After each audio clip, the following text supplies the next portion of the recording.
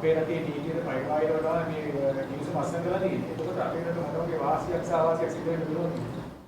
විශේෂයෙන්ම අපේ රටට පටහැනිව අපේ රටේ නීතියට පටහැනිව කිවිසුම අත්සන් කරත් මේ කිවිසුම අත්සන් කිරීම සඳහා අනුබලය ආශිර්වාදය මඟ පෙන්වීම මැදිහත් වීම ලබා දීලා තියෙනෙත් අපේ රටෙන් පිට කෙනෙක් තමයි බැසිල් රාජපක්ෂ.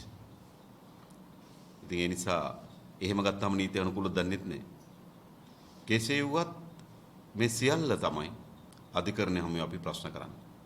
හැබැයි අපි දන්නවා අධිකරණය බොහෝ දුරට වග විභාගයට ලක් කරන්නේ ඒකේ නීතිමය විවස්ථාමය තත්ත්වය. ඒතර මෙතන නීතිමය විවස්ථාමය තත්ත්වයේ අභිමවා ගියපු වංචාවක් තිබෙනවා. ජනතාවට තොරතුරු වසන් කිරීමක් තිබෙනවා. රටේ ජාතික සම්පත් විකිණීමේ අපරාධයක් තිබෙනවා. අපේ රටේ බලශක්තිය ඇමරිකානු සමාගමට පවරා දීමේ ජාතික ආරක්ෂාවේ අනතුරක් තිබෙනවා. මේ අධිකරණයේ වග විභාගයට ලක් කරන්නේ ඒ කරුණු නෙවෙයි. අධිකරණයේ වග විභාගයට ලක් කරන්නේ මේකේ නීත්‍යානුකූලභාවය පිළිබඳ කරුණු විතරයි. හැබැයි නීත්‍යානුකූලභාවයෙන් එහා ගියපු දේශපාලන ආර්ථිකම කරුණු තියෙනවා මෙතන.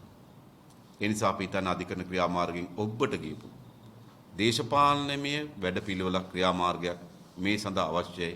අපි ඒක සිදු කරනවා. පිළිගිරි සම්බන්ධයෙන් ප්‍රශ්නයක් මතුවලා තියෙනවා. ඒ කියන්නේ රටෙන් ගේන විදේශ විනිමය නැති නිසා ගේනුම්යක් නැහැ කියලා තමයි රජය කියන්නේ. ඔබත් හිටපු සම්පත් අමාත්‍යවරයෙක්. මේ විදිහට දේශීය කිරිපිටි කර්මාන්තයේ ගොඩනගන්නේ කියන්නේ දේශීය දීර්ඝකිරිකෝ ඒ කර්මාන්තයේ ගොඩනගා නොතිබීම නිසා නේද මේ ගැටලුවට මුහුණ දෙන්නේ. ඔව්. අපේ රට පසු සම්පත් කර්මාන්තය සඳහා ඉතා යෝග්‍ය රටක්. ඒ කියන්නේ අපිට ප්‍රධාන දේශගුණික කලාප තුනක් තිබෙනවා. දැන් අපි හිතුවොත් නව ශ්‍රීලන්තයේ ඕස්ට්‍රේලියාවේ ෆර්සියන් වර්ගයේ හරක් අපිට ඇති කරන්න පුළුවන්. බලන් මේ අඹේවැල, නුවරඑළිය, බණ්ඩාරවැල ප්‍රදේශවල. ඒ වගේම පාකිස්තානයේ, ඉන්දියාවේ මූරා වර්ගයේ අපිට හරක් ඇති කරන්න පුළුවන්. හම්බන්තොට, පොළොන්නරුව, අනුරාධපුරයේ අම්පාර වැනි ප්‍රදේශවල. එතකොට අපේ රටේ පාරිසරික තත්ත්වය ඉතාමත් යෝග්‍යයි කිරි කර්මාන්තය දියුණු කිරීම සඳහා. ඒ වගේම අපේ රටේ සංස්කෘතිය ගත්තත් සැලකිතු ප්‍රමාණයකට නේද සත්ව හිංසාව ප්‍රතික්ෂේප කරන, සතුන් රැක බලා ගන්න, සතුන් තමන්ගේ ඥාතීන් ලෙස සලකන සංස්කෘතියක් අපිට තිබුණා. එඳ සංස්කෘතික තත්ත්වයක් අපිට හොඳයි කිරි කර්මාන්තය ගොඩනගන්න. ඒ වගේම අපි පාරිභෝගික ජනතාව දිහා බැලුවා. සාමාන්‍යයෙන් කිරි පානේ නේද මම හිතන්නේ 80කට 90කට වඩා වැඩි ප්‍රමාණයක් මේ කිරි පාවිච්චි කරනවා. නම් පාරිසරික තත්ත්වය හොඳයි, සමාජීය තත්ත්වය හොඳයි, මාකට් එක හොඳයි. එහෙනම් ඕනෑම කර්මාන්තයක් දියුණු කිරීම අවශ්‍ය වෙන මූලික සාධක තිබෙනවා. හැබැයි අපේ කිරි කර්මාන්තෙ සිද්ධුනේ මොකක්ද? 1977 වෙනකොට අපේ රටේ කිරි අවශ්‍යතාවයෙන් 50%කට වඩා වැඩි ප්‍රමාණයක් අපේ රටේ නිෂ්පාදනය කරලා තිබුණා. ඒ සඳහා අපිට නේද වැලිසර ලක්ස්ප්‍රේ අද ඇත්තෙත් නැහැනේ කිරිපිටි කම්මලක් තිබුණා. අඹේවිල කිරිපිටි කම්මලක් තිබුණා. අපිට ඉතාමත් හොඳ සංවිධාන යාන්ත්‍රණයක් තිබුණා. මේ සියල්ල බිඳ වැටුවා. බිඳවත්ලා අද පිට රටින් කිරි ආනයනය කරන රාජ්‍යයක් මේගොල්ලෝ නිර්මාණය කරා. හැබැයි දැන් ආණ්ඩුව කියනවා නේද කිරිපිටි නැත කරලා මේක කරනවා කියලා. මේක එහෙම කරන්න බෑ. මොකද මේක ඇඳුම් ඉක්මනින් වැඩි කරන්න පුළුවන් නේද? බිල්ඩින් එකක් ගැවුවා, ෆැක්ටරි දැම්මා, මහාන ළමයි ටිකක් දැම්මා. අද හදන්නේ 1000යි නම් ඊට 2000ක් හදන්න පුළුවන්. හැබැයි කිරි කර්මාන්තයේ ස්වභාවික ක්‍රියාවලියක් එක ගැට ගිහිලා තිබෙනවා. සතෙක් බිහි කරන්න ඕන. බිහි කරන සතා ගැප් ගන්න ඕන. එයා නැවත සතෙක් බිහි කරන්න ඕන. ඒතර මේක දීර්ඝ කාලීන සැලසුම් සහගත වැඩපිළිවෙලක ප්‍රතිඵලයක් අපි අත්පත් කරගත යුතුයි.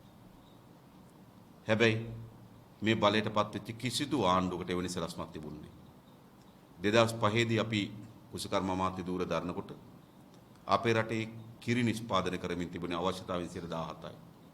අපි සැලැස්මක් ඇදුවා 2010 වෙනකොට අපේ රටේ කිරි අවශ්‍යතාවයෙන් 50% දක්වා මේ නිෂ්පාදනය වැඩි කරන්න. හැබැයි ඒක සැලසුම් සහගත සැලැස්මක් අපිට අවශ්‍යයි.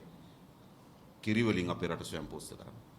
හැබැයි මේ පාලකයන් සියල්ල කඩාවට්ටලා. දැන් අඬලා වැඩක් නැහැ.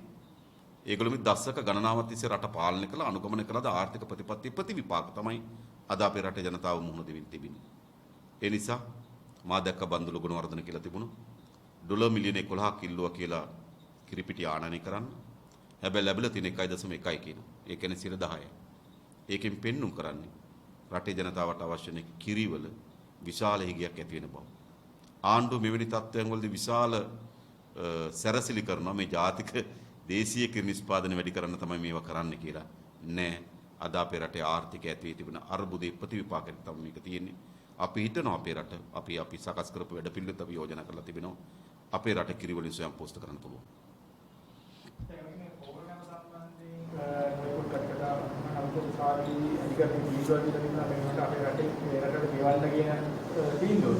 දැන් මේ ගෙවීමේදී දැන් ගෙවන්න ඕනේ කවුද? දැන් මේක දැන් මේ ඉන්සියෝරන්ස් කරේ කවුද මේක මේ නෑ එකක් අධිකරණයේ හිම තීරණය. කියන්නේ දැන් ආයෙ ගෙලිනවනේ. ඔව් අධිකරණයේ හිම තීරණයක් ලබා දීලා නැහැ මා දන්නා විදිහට. මොකද දැන් අපි ලක් පොහොර සමාගමයි කොමර්ෂල් පොහොර සමාගමයි LC එකක් විවෘත කරලා තිබෙනවා. LC එකක් විවෘත කරනවා කියලා කියන්නේ සමාගම් දෙක එතනින් පස්සේ ගනුදෙනුවෙන් එළියේ තියෙන.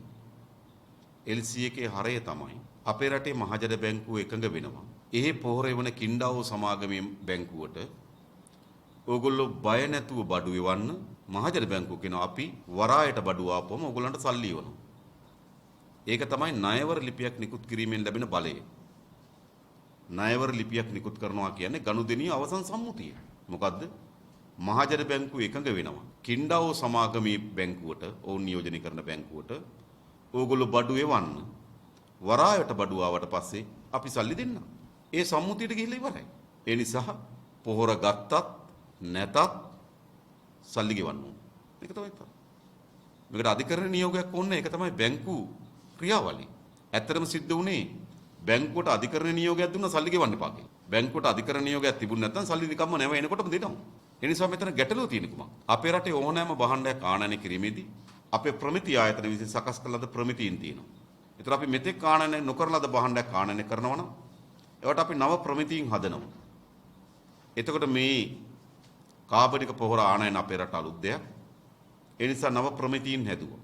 ඒ වගේම අපේ රටේ කාබනික ද්‍රව්‍ය ආනයනය කරනවා නම් අපේ කොරන්ටයින් ආරක්ෂණ පනතට යටත් මේ නිරෝධායන ක්‍රියාවලියක් තියෙනවා. එහෙනම් අපි LC එක විවෘත කරන්න කලින් ණයවර ලිපි විවෘත කරන්න කලින් සාම්පල් පරීක්ෂා කළ යුතු තිබුණා. මොකද අපි බඩු එන්න කියනවා, සල්ලි දෙන්නම් කියනවා, බඩු හොඳද කියන්නේ නැතුව බලන්න. මේක ජාත්‍යන්තර වෙළඳාමක් නෙවෙයි. ඕගොල්ලෝ නේද ඉන්ටර්නෙට් හරහා භාණ්ඩ ආනයනය කරනවා. ඒ ඕගොල්ලෝ කියනවා බඩු ඉවන්න, බඩු ලැබුණාම සල්ලි කැපෙනවා. ඒක සරලයි. හරි ඊට පස්සේ කියනවා බඩු දිහා බලලා මේව අප්සෙට් කියන්නේ. එහෙම කියන්නේ බෑ. හරි ඒ නිසා මොකද කළ යුතු තිබුණා? සාම්පල් පරීක්ෂා කළ යුතු තිබුණා. ඉතින් සාම්පල් පරීක්ෂා කිරීමකින් තොරව ණයවර ලිපි නිකුත් කරේ කවුද? ඒකට නියෝග දුන්නේ කවුද? ඒ කඩිමුඩිය තිබ්බේ කාටද? ඒකයි වැදගත්.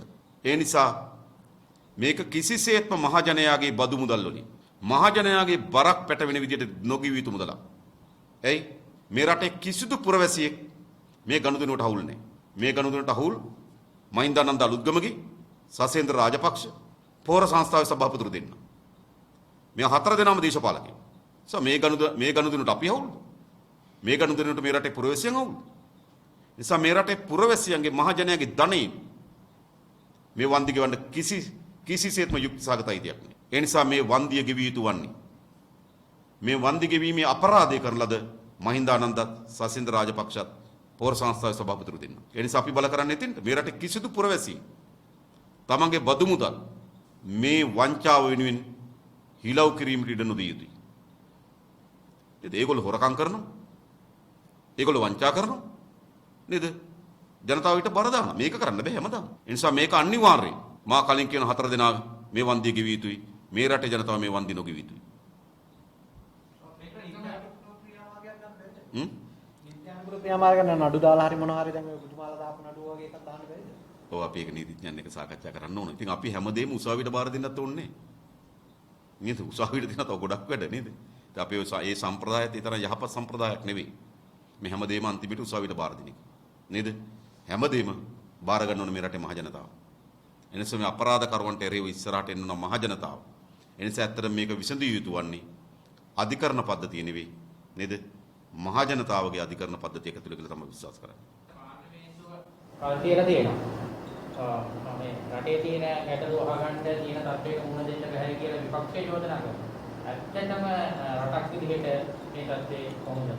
ඔබට මේ තීන්දුවක් දෙන්න පුළුවන් ද මානසික ආබාධයක් තියෙන කෙනෙක් ගන්න තීන්දුව ගැන ඔබට උත්තර දෙන්න පුළුවන්ද? ඉතින් මට ඉතින් මේ ප්‍රශ්නයක් මෙතන තියෙන කියලා.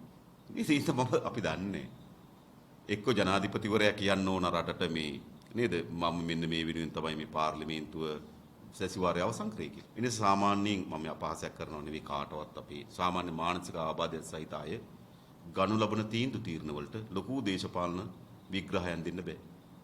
ඒ නිසා මම හිතන්නේ ජනාධිපතිවරයා විසීම තමයි මොකටද මේක කරේ කියලා කියන්න ඕනකම තියෙනවා. දැන් මේ වෙනකොට ආණ්ඩුවේ බෙදලා යාමක් අපිට තියෙනවා. අපි දැක්ක වාස්තව නායකයා සමග මම කීප දෙනා නිවිලා මේ රැස්වීමක් සංවිධානය කරලා තිබුණා. දැන් ඒක එහෙම වෙද්දී ඔබතුමාලගේ පක්ෂයේ අපි දැක්කත් දැන් ඔබේ කාලේ පුරාවට ඒක එකතු වීම වගේ දේවල් අපි දකිනවා. ප්‍රවණතාවයක් දකිනවා ඔබතුමාගේ පැත්තට. මේ දෙපැත්තට දෝණය වෙන දෙයක් එකක් තමයි ආණ්ඩුවත රණ්ඩු තියෙනවා. හැබැයි තීරණාත්මක තැන් මොනවද? තීරණාත්මක තැන තමයි විසිරු සංශෝධනය සම්මත කර ගැනීමේදී කොච්චර රණ්ඩුව තිබ්බත් හැසුරුනේ කොහොමද? හැසුරුනේ පක්ෂව. ඉතින් ආණ්ඩුවට කිසි හානියක් නෑ. ඊළඟ ආර්ථිකය, ගිවිසුම්, පී.බී. ජයසුන්දර මොකද අපරාධකාරයා මේ ඔක්කොම කියනවනේ. හරිද? ඉතින් මේ අයවැය ලේඛන හදනකොට ප්‍රධාන මූලිකත්වය අපි හිතන්නේ පී.බී. ජයසුන්දර. හරිද? ඊට පස්සේ ඔවුන්ගේ ප්‍රධානතම අර පී.බීගේ මුව හැමට තලන්නේ කට්ටියට කියන්න බැරි නිසා. ඒගොල්ලෝ ප්‍රධානම හතුරා බැසි. හැබැයි ඔහුම ඉදිරිපත් කරන අයවැය ලේඛනයට මොවුන් මත උස්සනවා. ඒ නිසා මම හිතන්නේ අර ඒ තරම් දේශපාලන නාඩගම්කාරී විගඩම්කාරී නේද? ඒ වගේ නම් අපි තරම් කාලය යවන්නත් ඕන. මම හිතනවා ඔයගොල්ලෝ මාධ්‍ය ආයතනත් ඒ ගැන ටිකක් සැලකිල්ලක් කරන්න.